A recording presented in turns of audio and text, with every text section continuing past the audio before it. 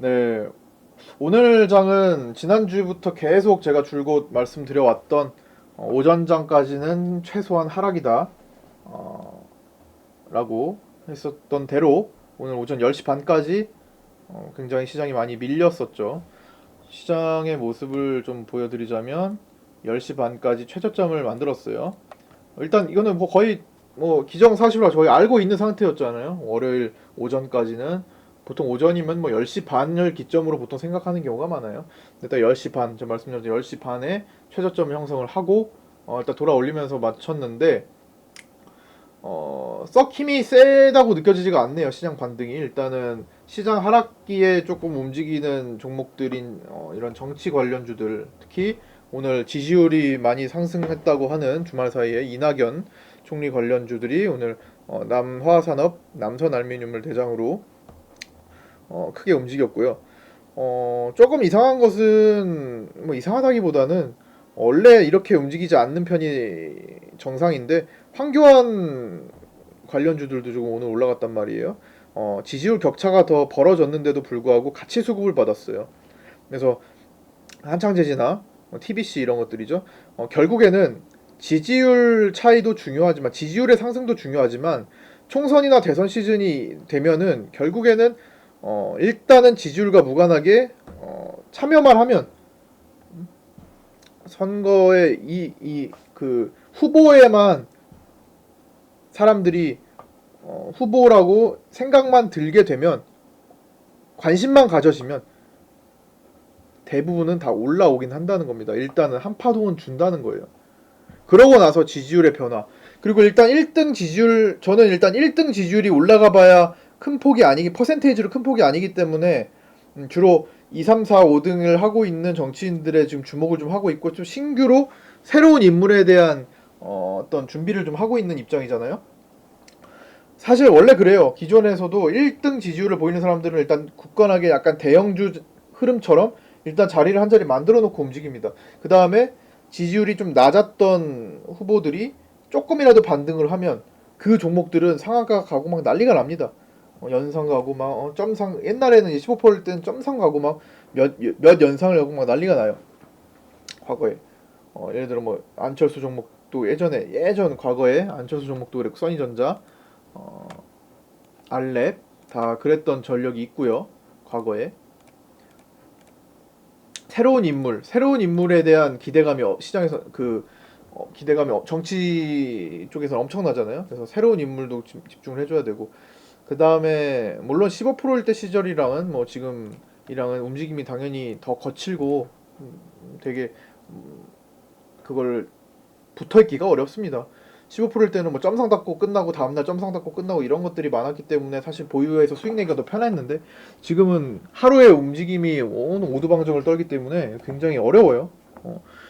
일단은 정치인주들은 뭐 이제 시작 단계 수준이니까 사실 기간들이 굉장히 많죠. 뭐 총선도 아직 많이 남았고 대선 시즌이 특히 총선은 사실 스타트에 불과한 거고 실질적으로 저는 대선을 준비하려고 하는 거잖아요. 내년도 1년 뒤 정도면은 대선주들이 정말 좋은 자리에서 판을 깔 거예요. 그때까지 다른 종목에 대한 매매를 최대한 한 다음에 그때 아주 대선주로 뭔가를 하기 위해서 그 전까지 계속 준비 단계라고 보시면 되고요.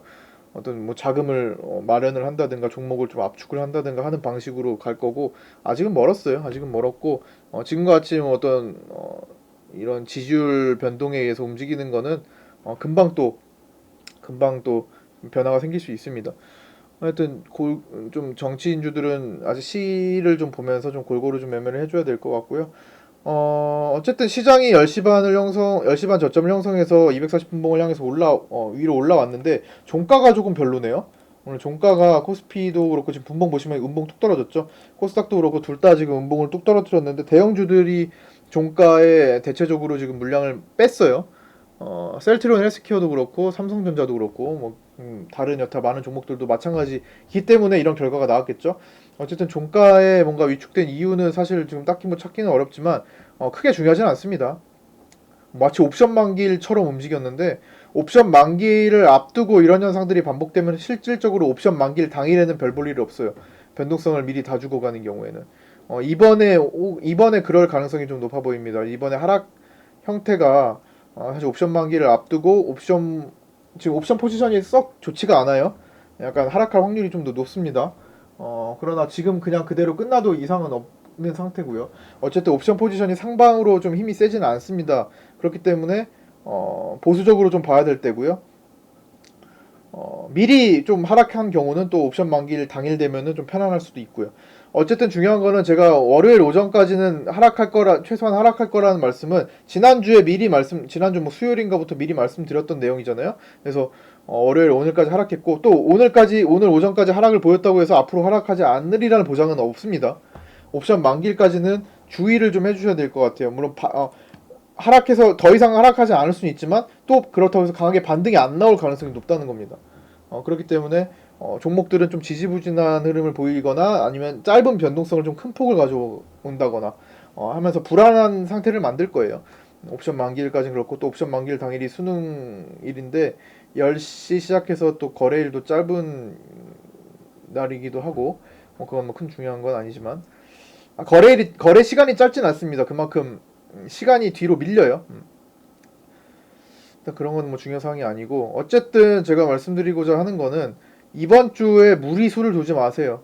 지난주부터 이어져 오는 조정 하락 파동입니다. 무리수 절대 두지 마시고, 지금 무리수 두기 굉장히 무리수를 두는 개인 투자들이 굉장히 많아지는 시기예요. 다 알고 있습니다. 개인들이 지금 매수량 굉장히 늘리고 있죠. 이 수급이 줄지 않는 한 계속 지금 강하게 어떤 딱 충격을 주는 시기가 올 거라는 겁니다. 이거 계속 오늘 하루 종일 늘어났어요. 오늘은 코스피 코스닥 둘 다네요. 코스피 1444억 매수고, 코스닥 개인 1000억대 매수고, 선물 외국인들이 다시 오르락 내리락 했네. 오늘 외국인들이 뭐 샀다 팔았다를 아주 난리를 쳐놨네요. 선물 쪽에 그래도 매수라 그나마 좀 다행인 모습이고, 옵션은 별 볼일 없어요. 지금 하방이에요. 자, 어쨌든 중요한 거는 이번 주에 무리수를 절대로 두면 안 된다는 겁니다. 옵션 만기일이 3일 남았다는 점 염두에 두시고 가시고, 그 다음에 셀트리온 헬스케어인데, 이 셀트리온 헬스케어를 주목을 하셔야 돼요. 셀트리온 헬스케어가 지금 하나, 둘, 셋, 넷, 다섯, 여섯, 일곱, 여덟, 아홉, 열 11거래일째 하방이에요. 11거래일째 하방이고, 그만큼 시장이 같이 내려오고 있습니다. 그런데 셀트리온 헬스케어가 오늘 5만원을 거의 위협했잖아요. 56,600원까지 가면서 5만원을 위협했는데, 막바지에 반등을 주면서 240분목 시장을 딱 동시에 끌어올렸단 말이죠. 과거에도 그랬듯 셀트리온 헬스케어가 하락할 때 시장이 그만큼 하락하지 않았어요. 지금도 시장이 뭐 조정 나오긴 했지만 그렇게 세게 막 폭락하고 그러지 않았잖아요. 몇 달 전처럼 막 무슨 시장이 막 3, 4%막 4, 5%막 미친 듯이 폭락하고 그런 건 아니죠. 급락하고 막 그런 건 아니었단 말이에요. 셀트리온 헬스케어가 하락한 폭이 만만치 않았음에도 불구하고 폭락이 나오지 않았습니다. 즉 셀트리온 헬스케어가 그대로 자연스럽게 원위치만 되려고 해줘도 시장은 다시 곱게 만회될 확률이 높다라는 겁니다. 그래서 예전에 1월달에 나왔던 흐름인 거예요. 셀트리온 헬스케어가 얘는 그냥 원위치만 시켜놨을 뿐인데 시장은 크게 올라가네? 약간 이런 느낌이 곧 생길 가능성이 높습니다. 셀트리온 헬스케어 움직임에 주목을 할 것이고요. 어차피 대장한테 주목을 해줘야 되는 건 맞잖아요. 시장의 대장. 그리고 오늘 뭐 메이저 거래에 대한 얘기를 좀 드리려고 하는데, 메이저 수급을 동반한 거래들, 기관 외국인의 대량 거래를 동반하는 종목들이 있어요. 항상 한번 힘이 들어오면 몇 천만 주 막 나오면서 막 대량 거래가 막 들어오고, 개인 세력들이 절대로 만들 수 없는 그런 흐름들이 있거든요. 그런 종목들이 돌고 돕니다. 왜냐면 그건 한계가 있어요. 자금이 크기 때문에 어느 정도 한계가 있습니다. 모든 메이저 종목들이 동시에 마구마구 몇 천만 주 막 나면서 거래 대금을 형성할 수는 없습니다. 그런데 이 메이저 수급을 동반하는 종목들을 제가 일부 이렇게 써드렸는데, 장중에도 좀 말씀드렸죠. 순환매가 일어나는 메이저 거래들입니다. HLB, 신라젠, 국일제지, 현대바이오, 텔콘 RF제약, 필룩스, 에이프로젠 KIC, 우리기술투자. 그다음 정치인 쪽에서는 KNN, 남선알미늄, 한창지지, 써니전자, 보혜양조, 엔터주에서는 키이스트. 그다음에 뭐 이런 것도 바이오에서는 이렇게 분리돼 있죠. 바이오. 그다음 여기까지 바이오. 그다음에 뭐 가상화폐. 그다음에 조금 그래핀, 이렇게 해서 이 등등 또 다른 종목들도 있어요. 일단 이거 등이라고 써놨듯 일단 생각나는 종목들을 위주로 써놨고, 이런 종목들은 메이저 수급이 동반되는 경우가 많습니다. 한번 거래가 들어오면. 오늘 같은 경우는 남선알루미늄과 한창제지에 수급이 쏠린 거고요. 그러면서 HLB와 뭐 텔콘이나 필룩스 쪽에 하락 물량이 좀 나온 거죠. 정치인주들의 메이저 거래가 들어오면서 당연히 그 돈을 필요로 하기 때문에 다른 데서 약간 조정이 나온 경우가 많습니다. 이런 것들은 정치인주들의 상승이 거래가 좀 줄면 나머지들 또 바이오 쪽으로 또 들어와요. HLB가 상승할 수도 있고, 뭐 신라젠이 상승할 수도 있고, 국일제지가 상승할 수도 있고, 현대바이오가 상승할 수도 있는 겁니다. 텔콘이 상승할 수도 있고. 어쨌든 이쪽은 수급이 순환하기 때문에 그 움직임을 제가 계속 주목을 하고 있어요. 아, 오늘 돈이 여기서 빠져서 여기서 이동했네. 어쨌든 메이저 자금을 돌리는 쪽도 그 굵직굵직한 걸 해줘야 돼요. 여기서 제약주 하나를 더 추가를 할게요. 제약주 하나를 더 추가하면 동성제약이 있습니다. 하나 빠진 게 생각났네. 동성제약. 이런 메이저 수급을 동반하는 거, 기관 외국인의 엄청 큰 거래를 동반하는 것들의 흐름을 보시면 그날그날의 시장의 분위기를 느낄 수가 있어요. 그 바이오에 힘실리면 시장이 상승하는 날입니다. 메이저 거래가 동반된 종목들, 바이오가 상승한다. 예를 들어 HLB, 신라젠, 현대바이오, 텔콘 이런 게 상승한다. 그럼 시장 분위기는 보통 좋아요. 근데 비바이오 종목들에서 메이저 거래가 실린다. 시장은 약세인장이 많습니다. 특히 정치인주들 있죠. 이런 것들의 흐름을 제가 계속 장중에 파악하면서 계속 글을 써드리고 있는 겁니다. 그런 것들을 한번 계속 올라올 때마다 읽어보시면서 시장의 흐름을 좀 파악하시기 바래요. 그래서 그렇게 보시면서 매일마다 시장이 상승장일 수는 없는 거잖아요. 당연히 매일마다 하락장일 수도 없는 거고. 그래서 하락장이 오늘 이번 최소 월요일까지는 제가 예견을 해드렸으니까 그냥 당연히 받아들여시면 되는 거예요. 오히려 그게 상승이 되면은 비정상적인 거니까. 그런데 오늘 어쨌든 셀트리온헬스케어가 밑꼬리를 좀 강하게 달면서 흐름을 만들었으니 뭐 내일 당장부터 반등이 강하게 나와도 이상할 바 없고, 내일 또다시 그 음봉 자리를 메꾸면서 시장이 좀 지지부진해도 이상할 건 없는 겁니다. 최소한 목요일까지는. 그리고 목요일 지나면 또 금요일이기 때문에 이번 주 내내는 무리수 두지 마세요. 뭐 이번 주만 하고 주식 안 할 거 아니잖아요. 그러니까 이번 주는 좀 편안히 또 방송이나 이런 뭐 메신저를 통해서 볼 때 좀 더 다른 얘기들, 좀 약간 자금 관리나 또 계좌 관리법에 대한 얘기를 조금 더 치중을 하면서, 아니면 또 다른 교육적인 내용들을 좀 더 얘기를 하면서 이번 주 시간을 좀 보내려고 합니다. 그러면서 우리 종목이 또 강하게 치고 달리는 거 있을 거예요. 항상 나오는 거니까 그런 것들은 보면서 또 대응을 할 것이고, 일단 보유 종목에 좀 집중한 한 주를 좀 보내려고 합니다. 신규 매매는 좀 무리수를 두지 말고 짧게 소액을 하는 거는 뭐 그런 건 상관없죠. 뭐 소액은 뭔들 못 하겠습니까, 그렇죠?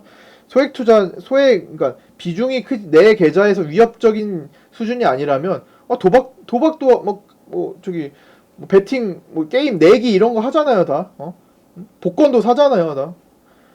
복권 일을 각오로 사는 거잖아요. 그 돈 없어질 각오로 다 하는 거잖아요. 그래서 어쨌든 뭐 소액으로 하시는 거야. 뭐 주식 거래 자체가 재미를 느끼시는 분들이 많기 때문에 소액으로는 얼마든지 하세요. 뭐 그런 거는 나쁜 게 아닙니다.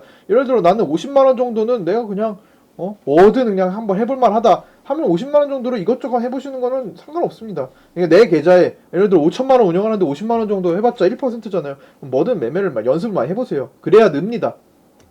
이것저것 제가 제시해드리지 않은 것들도 그냥 많이 연습을 해보시는 건 좋아요. 다만 제가 우려하는 거는 자금 크게 혹은 레버리지를 일으켜서 신용을 써서 미수를 써서 내가 이걸 통해서 뭔가 내 계좌의 위협적인 수준까지 그런 쪽에 베팅을 하지 마시라는 겁니다. 그때 그렇게 할 만한 시기가 와요. 지금은 시장이 마음 편한 시장이 아니죠. 누구나 지금 시장이 정말 아이고 나는 진짜 마음 편하다 이렇게 느껴지지 않잖아요. 그때가 온다는 겁니다. 근데 지금은 연습만 하세요. 그런 소액으로 연습하는 것 정도는 괜찮습니다. 그런 것들은 예를 들어 뭐 제가 아무리 그렇게 상패될 수도 있으니까 보지 마시라 옛날부터 말씀드렸던 한류 AI 선트도 그 당시에는 사실 이때니까 가격이 하지 마시라 할 때는 이때잖아요. 지금 엄청나게 많이 내렸잖아요. 그때가 뭐 4, 5천 원 할 때인데, 그때 제가 한류뱅크 직접 가가지고 아니다라고 했을 때가 4, 5천 원 때인데 지금 뭐 300원대까지 떨어졌다가 올라오는 거니까 당연히 안 됐던 거죠. 근데 지금 와서는 불꽃 쏘고 있는 거거든요. 그래서 먹으면 두 배, 세 배, 아니면 잃는 거, 거래 정지로 잃을 수 있는 거. 이거는 뭐 어느 정도 소액으로 해보셔도 된다는 겁니다. 대신에 계속 끌고는 못 가요. 이 정도 수익 났으면 팔아야 된다는 거고. 리스크는 리턴과 크기가 같다고 보시면 됩니다. 하이 리스크 하이 리턴, 로우 리스크 로우 리턴, 초 하이 리스크 초 하이 리턴 계속 그렇게 가는 겁니다. 오늘과 같이 뭐 데코애니가 오늘 정리매매를 했어요. 제가 정리매매를 조금 외부 강연을 좀 많이 했었는데 최근 몇 년 동안도 했었는데 데코애니 같은 경우가 이제 정리매매 오랜만에 하는 거잖아요. 이런 거 올라갈 확률이 사실 높았어요. 근데 리스크를 사실 같이 걸기가 좀 그래요. 정리매매 같은 경우는. 그래서 개별적인 이런 교육을 해서 이런 것들은 개별적으로 이용을 하는 거지. 옛날에는 뭐 정리매매도 소액으로 뭐 해보시라, 뭐 50만 원 해보시라 이렇게 이런 말씀을 많이 드린 적이 있었는데 너무나 욕심을 갖고 그냥 너무나 거기다 무리한 자금을 베팅하시는 분들이 계셔가지고 제가 요새는 그렇게 안 합니다. 제가 아무리 소액으로 하시라 말씀드려도 거기에다가 사고를 치시는 분들이 꽤 계시기 때문에 그런 우려감 때문에 제가 그 뒤로는 잘 안 해요. 정말 이거는 괜찮다 싶은 것만 진짜 소액으로 해보시라 정도만 가끔 하지만 요새는 최대한 안 하려고 합니다. 그래서 참고하시고 이런 것들도 리스크가 크기 때문에 진짜 정리매매는 그야말로 초하이 리스크 초하이 리턴이죠. 오늘 같은 경우도 저점 시초가 대비해서 50% 가까이 올랐네요. 47%. 하지만 떨어지면 마이너스 80%인 거예요. 8, 90% 그냥 나온다는 겁니다. 그래서 이런 리스크를 거는 거는 정말 내가 그 없어져도 되는 돈 수준, 감당 가능한 수준에서 하시고요.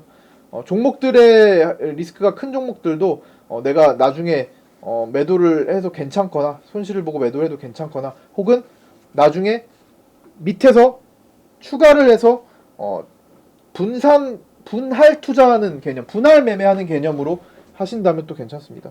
그렇게 보시고 무리를 하지 마세요. 지금은 무리할 때가 아니라는 것만 잘 생각을 해두시면 됩니다. 자금을 지키는 데 집중을 하시고 제가 자금을 지키는 투자 방식, 예를 들어 채권에 투자하는 방식 이런 것들도 조만간 또 다시 영상 녹화해가지고 자금 운용하는 방법에 대해서 교육 좀 해드리도록 교육 강의 올려드리도록 하겠습니다. 자, 오늘은 여기까지 마치도록 하고요.